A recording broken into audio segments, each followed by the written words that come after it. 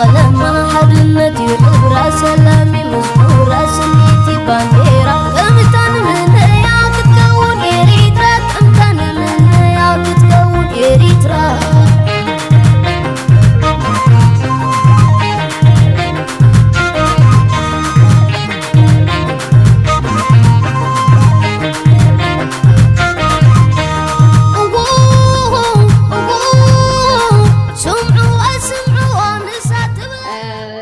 إلى بغتنا بسالسايت ذاتينا إخسجر أتو دانيال تخلاي كاب حبرات منجستات أمريكا يو كخون أتو دانيال صحفن تنت أفن ويتت أبقي سبعة مسلاتيو حدا كم مسرتي من قصاص وان نيشن كوينو أبزي جزيزي كم أبوهم برنايتا من قصاص سرح وإذا قلقل زلوي أب كل تشان عصرت حدا هون إريتريان يوز سوليداريتي فور تشينج زبل مرببنا إنترنت من إسياد أم مسرات تساتيفون كساب كل تشان عصرت حموشتن دما كم أبوهم بربمخان أنجلجيلو نيرو كاب يونيفرسيتي دالوير ناي باتشلر ديجري إز رخب دانيال بمويا كإيلا نقداون وفراون بانكيو أبزي جزيزة دما أب كاليفورنيا أمريكا مسبعت بيتون كل تدقون ينبر سلازي تعتقد إلى رأسنا paradigm shift in the struggle for change يعتبر تسوى قبر دانيال أو شتي عصرت خساب عصرت حموشة دقيق كتب تقالله يغني لي حرّي كتقالله يغني لي ليلى دمصي بسمع على هو تسمع الله تبع هو يغني لينا زي من لاي ابرسيو كانت بعبي سنيت ناي سيمبوزيوم دالوتي تقبركم موعد ما نستقبر وذا لكم اغلغلتنا مسكنكم ابتي برزنتيشن ناتي كاتمو سلايد شير كقبر خليه مثلني yeah access yes alright امبارنا اخ وصدكم يمو تخالمتن بزح ابزن وش تعسرت بزح نغرات تنكف كبلي خمتي علامه تؤتتنا خفسي كل غدو قد محجد بهال زون حجد تبلوا دلهم نغري تقاليلو ግን ንምሸቱ ኣፍታ ልፍንታው ስምረት ኣብ ትሕቲ ኤርትራውነት ትብል ምስተቴማኹም ዝኸይድ እንታይ ክግበር ዘለዎ ተኮይና እዛ ናይ ራብዒት ፓነል ንዑድ ጠቃልል ክኸውን ተስፋ ገብር እሞ ናብኣ ክትወክም እየ እስኪ ኦኬ ራለዶ أعطي غلق أو حراي قرم ثانك يو مو paradigm shift in the struggle for change اللي أعتبر መቸም ናይ ምትርጓም ድጠፍቅ አላቱ ልዩ ወይ ካብ ተራጎማ ንምሸቱ ግን ብቕልል ድበለሲ ሓደ መሰረታዊ ዝኾነ ለውጥ ከለና እዩ ኣብዚ ቃልሲ እዚ ዝበራ ብዝረጃ በፂሕና ዘለና ሲ ኣብ ሓደ ብዛ ሓድሽ ምዕራፍ ሓድሽ ኣካይዳ ከድልየና እዩ ዝብላ ኮይኑ ተሰሚዕን ትርእስቲ ባዕበ እሞ ናብ ከም የኽድህብ هراي እምበር ንኸይድ paradigm shift ماشان بإنجليزية خمزي خبلاكم صنعكم مسرة أولوتي قال من الكابتي دحرك ناي بزعبا قطبا ديو بزعبا ناي عالم أيديولوجي ديو بزعبا قال ديو بزحلو دخلنا نقول نقول كاب حدا بحدا حجبتي official درجة definition كريه الله أنا قرر بقى مسرة أولوت مقبار حدا نجرسي ناي كن فتحه خنريئه خن تموتو خلنا ناس حدا مسرتاوي لوطي اللي الناس بالعيناتي ومالتي ما كمبيوتر أخويني تو official أنا official اسمه نفسي كرداني له ما بقى حدا صنحة وإذا رجع الرأياسي بحدش بثقة مالتي بحد سيلو old view is replaced by something new سان مقبارين عن ولا لا مالتي سكازي كالكيلو خي كون كالكسو أوكي أول إذا خبها الكلو أبزق عالسي شيفت خنقبر نبحاد خنعري إذا خنقبر قال إلنا بزح نتقاقص ندينا قنت تحانتي ولا أنا ون حدا نتوتاد تقصر نقر كلن ديو تحانت ندي تغيرن قن ناي كلاتنا مالتها ديمقراسياوي دخونة إيرترا بحق تمرح بعقمن أبكندي بعاليت بهيمانوت برجالك تخفافل بعقم سب بخيلات كإلاتات بقميتها بمسؤول عنه دكتور أماني الطب جيرو قال يسويتها ميريتوكراسي دخونا قينو زي أنا كلاتنا دليت مغانا كل سب دقاق معه زي أخي حجي زي أيك إير نزمة سرتاوي زي أخساب تخون كأقل سنة قصلي جن التأم ناي استراتيجي ناي تاكتيك ناي أبز وان زخن قبر دلنا جن كأير خلي ما نتي ما ناون غيد دخونا قينو حدا حسابكم تسخلو حنتي زاد والكوا علامة أنا بزق استتونا ديمقراطية إيرترا علي تودي كونت نقول حقيقة تخيد بقال سد مسألة كم يرنا عقبنا نخيد تخينا منتهي رأي دي سلطان هذا له مسؤول وادا در مسؤول قال يدر راسم ተራጻሚ ወይ ተወዳዳር ሓሳባት ስለ ዘሎ ይግድነት ይኸ ምክንያቱ ኣብ ዝኾነ ነገር ክትገስ ከለኻ ምሱ ከዓ ወይ ንቅድሚት ወይ ንድሕሪት ወይ ንጎኒ ደፋእካ ነገራት ክህሉ ይኽእል እዩ ስለዚ እታ ዲሞክራሲያዊት ኤርትራ ንብላ ከም ሓንቲ ተደኣ ኮይና ከምቲ ሓንቲ ድሌትና ብሳኣ ከዓ ፍሉጥ እዩ ዲክታተራዊት ኤርትራ ወይ ከዓ እቲ ዝኩሉ ዲሞክራሲያዊት ኤርትራ ከይንገብር ሒዝና ዘሎ ሓደ ካልእ ሓሳብ ከዓ ዲክታተራዊት ኤርትራ እዩ ዲክታተራዊት ከዓ ብሓደ ዲክቴተር ከም ዝናትና ዘሎ ናይ ኩሉ ገባቲ ሓደ ሰብ ክንብል ንኽእል ምስቲ መሓውር ሒዝዎ ዘሎ ስርዓት ክንብል ንኽእል ምስቲ ደገፍቱ ገለ ክንብል ንኽእል ዝኾነ ኮይኑ ግን ንዑ ድድግፍ ኣንጻር ናይቲ ናይ ዲሞክራሲያዊ ኤርትራ ከይትመፅእ ዳዓገተ ሓይሊ ኣሎ እዚ ድማ ኣይኮነን ኩላትና ንፈልጦ ኢና ማለት እዩ ግን ንሱ ጥራሕ ተትኸውን ሕጂ እዚአን ናብ ቃልሲ እትዋና ዲክቴተር ሸፋ ኣሎ ዲሞክራሲያዊ ሓሳብ ኣምፂና ክንትክኦ ኢና እትእትወና ማለት እዩ ግን ኣነ ብዛ ዝሓለፈ 20 ዓመት ዝረኣኽዎ ብናተይ ተመክሮ ማለት እዩ ንዑ ከይንገብር ካብ ዝሓዘና ከዓ ብዙሕ ኩሉ ነገር ክህሉ እዩ ብዙሕ ክስንተ ንኽእል እዩ ግን ከነፅብቦ ተኮይንና ዓበይቲ ነገራት ክጠቅስ ዘልየ ሓደ እዚ ንመወዳእቱ ኣብዚ 2 ዓመት ዝረኣናዮ ድጎልሐ ርደውፅእ ገሊኡ ብትግራይ ተስዕር ክንገልፆ ንኽእል ገሊኡ ብናይ ትግራይ ትግርኝ ሃገራውነት ክንገልፆ ንኽእል ገሊኡ ሰላም ንሰላም ፃውዒት ወይ ሕውነት ናይ ህዝቢ ትግርኛ ወይ ከዓ እዚኦም ኣሕዋትና ተጋሩ ገለ እንዳበልካ ክመፅእ ይኽእል ገሊኡ ነዚ ዲሞክራሲያዊ ምንቅስቓስና ኩሉ ግዜ እንዳጠለፈ ኣንጻር ዲክቴተርሽፕ ፅቡቅ ገይሩ ኣንጻር ገባቲ ስርዓት ፅቡቅ ገይሩ ስጉም ተወሲዱ ኣብ ድብፃሕ ከይበፅሕ ድዕንቅፍ ብፖለቲካዊ መልክዕ ብባህላዊ መልክዕ ብኩሉ መልክዕ ግን ኣሎ ካብቲ ኣብ ዝሓለፈ መቸም ዓመት ሕጂ ደኣ በሪህልና እንዲ ሕጂ ደኣ እቲ ሓሰርን እኽልን ክርዳድን ተፈላለዩልና እንዲ ኢልና ንዛረብ ኢና ግን ብናተይ ኣረኣያ ክሳብ ሕጂ እውን ፅቡቅ ገይሩ ኣይበርሀን ኣሎ እቲ ክሳብ ክንደይ ሓደገኛ ማዕበል ምዃኑ ኣብ ትግራይ ብውግእ ተሳዕረ ሓይሊ ነዚ ድሌት እዚ ኣዳኺሞ ክኸውን ይኽእል እዩ ግን ፍርቂ ሕብረተሰብና ይንብላ ተወሓደ እቲ ትግርኛ ናተይ ጥራሕ ኢሉ ካብ ኢትዮጵያ ተቆሪፁ ክወፅእ ግን ግድነት ከዓ እቲ ናይ ትግርኛ ዘሎ ወይ ብሄር ከም ብሄር ዝፅውዕዎ ንሳቶም ማለት እዩ ናተይ ኢሉ ንክልቲአን ሃገራት ቆሪፁ ክሰርሕ ዝኽእል ሓይሊ ክሳብ ዝሃለወ ገሊኦም ከዓ ምሳና ደቂ ሃገርና እቲ ክብገሱ ከለዉ ናብታ ናይ ዲሞክራሲ ኤርትራ ንምሸቱ ግን ናብዚ ዘዛዘው ብዙሓት ክሳብ ዝሃለዉ እዚ ተሓሳስባ ክሳብ ደይተሰዓረ ልክዕ ከምቲ ናይ ዲክታተራዊ ስርዓት ተሓሳስባ ክሳብ ደይተሰዓረ ኣንጻር ዲሞክራሲ ኤርትራ ንሕጂ እውን ክሰዓር ኣለኹ ብል ከለኹ ናይ ሰራዊትን ናይ ገለና ኣይኮንኩን ድብል ኣለኹ ናይ ኣተሓሳስባ እዩ ግን እዚ ከዓ ሕጂ ካብ ጎኒ ጎኒ እናኸይድ ኣሎ ማለት እዩ ዋላ ደኺሙ እኳ ተኾነ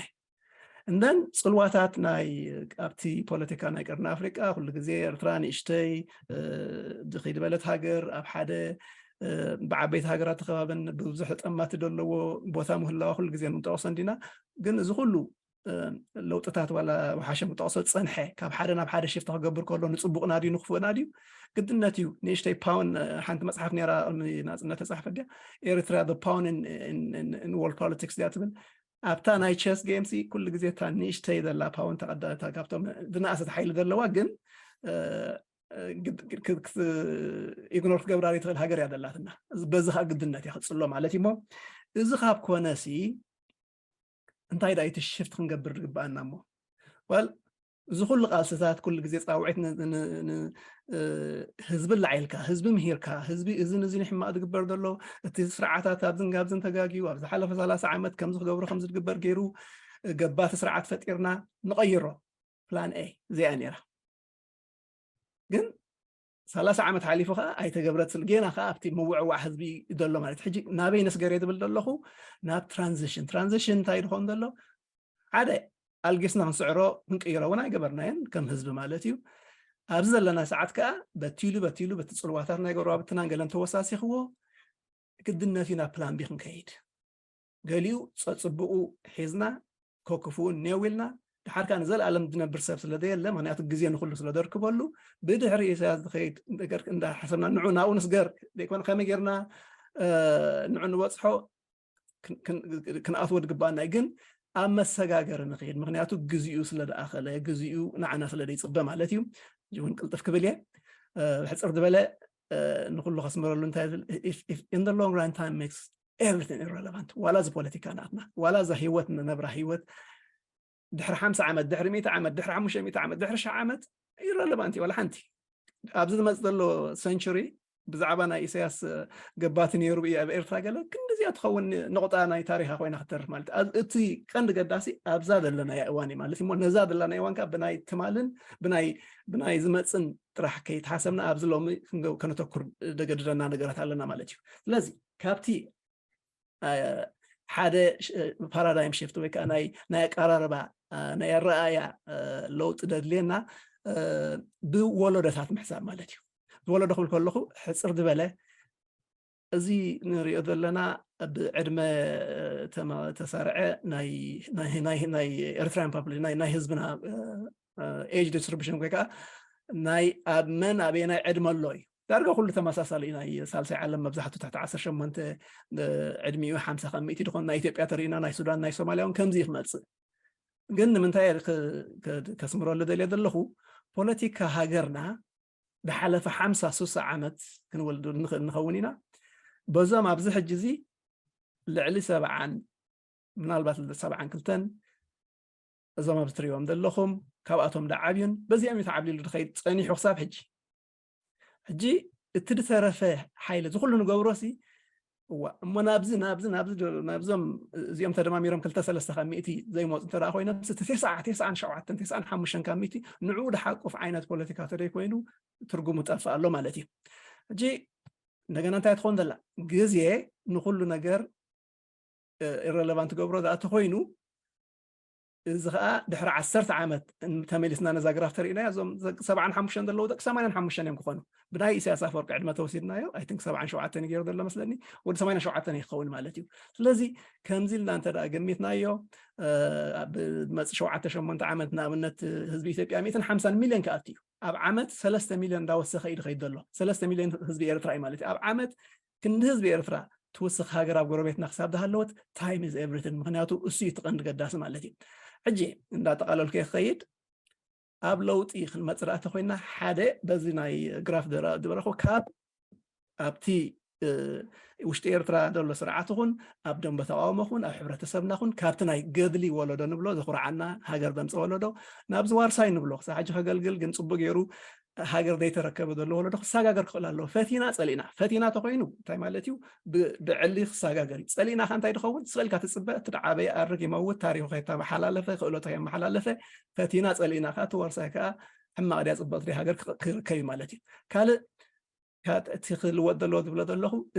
እዚኦም ደገፍቲ እዮም እዚኦም ተቃወምቲ እዮም ኢልካ ክበሃል ዝፀንሐ ዘራርባ እቲ ናይ ብሓቂ እቶም ተቃወምቲ ነቶም ደገፍቲ ክገልፅዎም ከለዉ እቶም ደገፍቲ ነቶም ተቃወምቲ ክገልፅዎ ከለዉ ዝፀንሐ ኣገላልፃ حقنا ديبلي نتوم دقفت هنقصم كلنا أملختنا إسياس نهاجرهم ده حبيو نجنزبهم دون نجزهم دون قلدو ندابلكا دقلت الله ساتهم كدعات ناي ويانه زعبا يرتدي قدسهم ناي معربا وين بابس قلنا دالك دقلت خاب حسود الحقي تناي بحكي حدا ملاخ لنا كابت بوت يرتراها كابتي تقالسة اللبوتا أبدينو برتصاني حلا خميلنا الملسات كونيا مالتيو and then التحدي of course بزح قدمنا يزارب نيجن كابس حتى هاجر أود خوانه بزعب أب مونج ببيهر ده بقلة ترنف بتصنحه بهاجر أو نتري ترنفو زغل ترك معي كلوني مالتيو and then بحس أرض بلة time is everything ترى أبوينو بزح جزينا تنتنا ولا في mobilization ولا في حزب من العالم نحدث كلنا أب تمال ده تكوري كم زنيرو كم زحليفو كم زتاريخ جيرو قال أتصبح حق مزح إنسان معنينا إيرترا 2003 تحت كونيا 2015 تحت كونيا سياس كله تحت كونيا دحري سياس تحت كونيا 2004 تحت كونيا زي زي معرض لهم منغونا منغو غرابتنا ندلو هاجر دلو معباله بتكنولوجي قال خمي كوني ناي صباح دبلكم بزح يسمعني مو نابون بارادايم شت خلينا يمو لازم نزهم قبره توينا حاجه قلتك بلينا حنت دقيق بزح له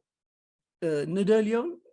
ግን ክንሰራርዕ ኣለና ናይ ብሓቂ ግድነት ክንደልዮ ዝግባአና ፅባሕ ይፅንሓልና ንብሎን ክንፈላለ ክንከን ኣለና ብናተይ ዓይነ ክብል ከለኹ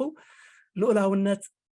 ፅባሕ ደ ይበሃሉ ነገር እዩ ምክንያቱ ልኡላውነት ከይሓትና ዝኾነ ነገር ሓንቲ ንረክብና ስለዚ ልኡላውነትና ቀዳምነት ክስራዕ ማለት እዩ ሰላምን ምርግጋእ እንተደየሎ ከዓ ዋላ ሓደ ክግበር ኣይክእልን እዩ ናይ ሲርያ ናይ ሶማልያ ናይ ሊብያ ንዓኹም ደጠፊእኩም ዝኽእል ተገይሩ ስለዚ ድኾነ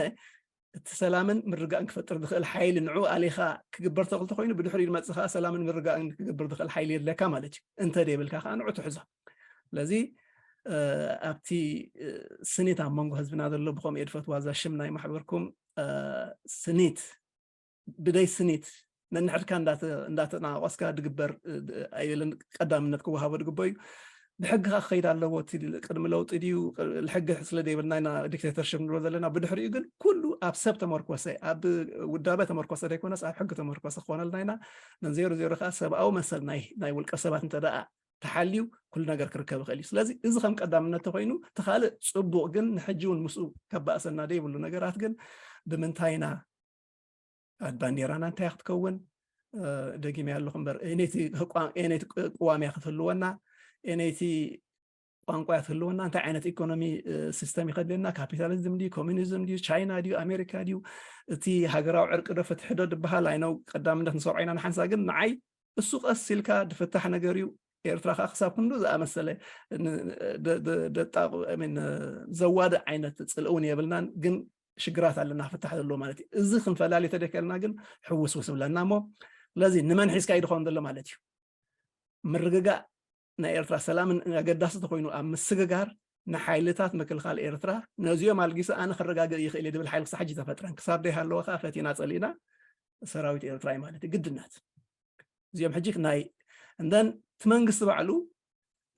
ንዑ ምሒኻ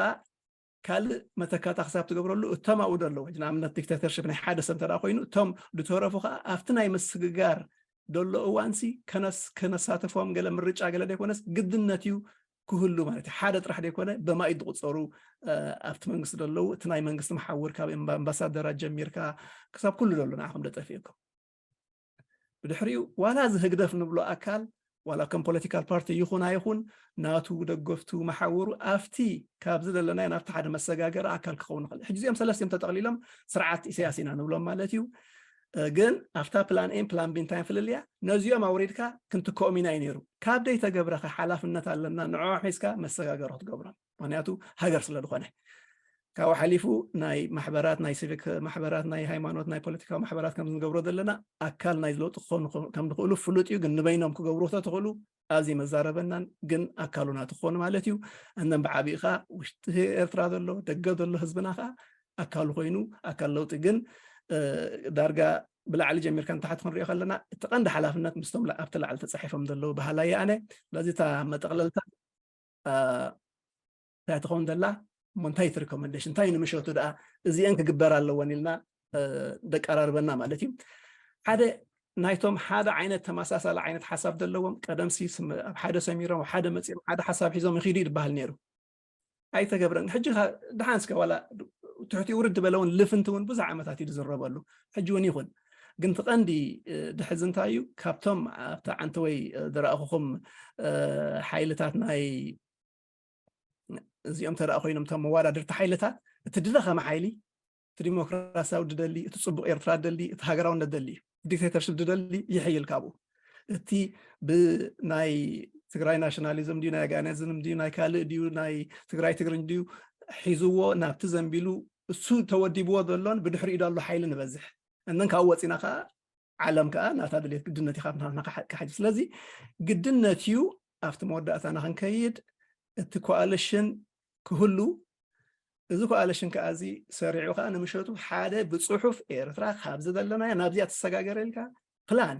ዘረባ ከም ሲምፖዚየም ጌርና ንኸይድ ጥራሕ ደይኮነስ ተጻሒፉ ተሓቲሙ እዚና ድሌትና ቶም ዲሞክራሲያዊት ኤርትራ ንደሊልና ብሓንሳብ ጽሒፍና ኣስሚርና ፈሪምና እዚ ድሌትና ንብለሉ እሞ ምስቶም ናይ ለውጢ ሓይልታት ኮይንና ንሰጋገረሉ መገዲ ክመፅእ ትምኒተይ እሞ ኦቨርታይም ከይዱ ክኸውን ይኽእል ሌላ ሓፍተይ ባታ ኣብዚያ ወዲእ ኣለኹ ይቕኒልና ዳርጋ ብልክዕ ግዜኻ ኢኻ ወዲእካ ዘለኻ ስለቲ ፅፉፍን ቁርጡና ቀራርባ ነመስግን ካብዚ ቀፂለ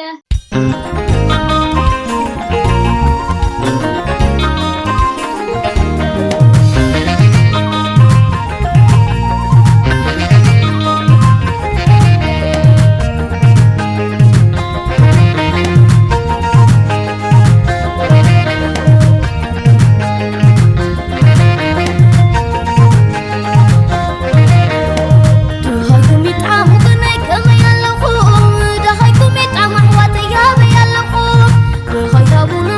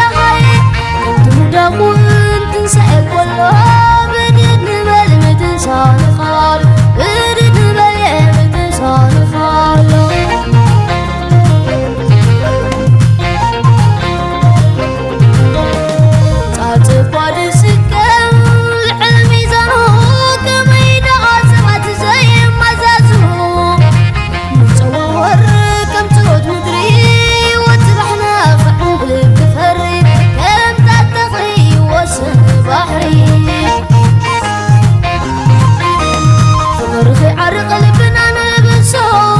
وتهلاوينا لمن ملسه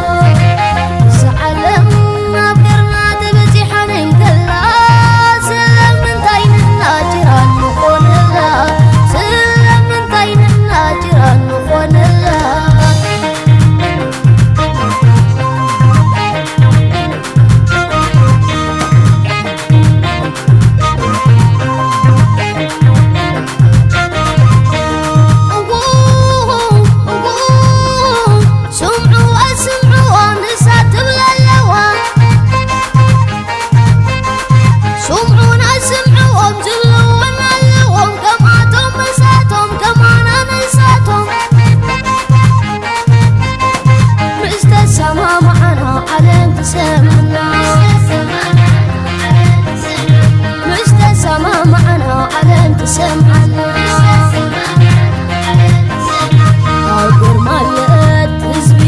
قلم حبلنتي وحبرة سلامي مزبورة سنيتي بانديرة امتن من يا تتكون إريترا امتن من يا تتكون إريترا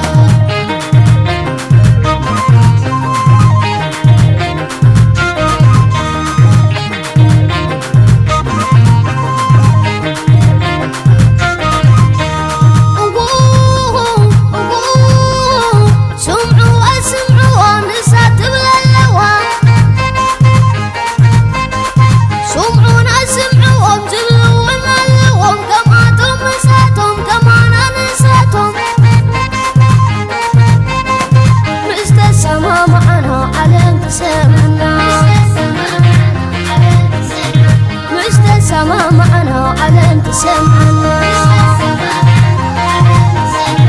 عبر مالت حزبي وقلم حد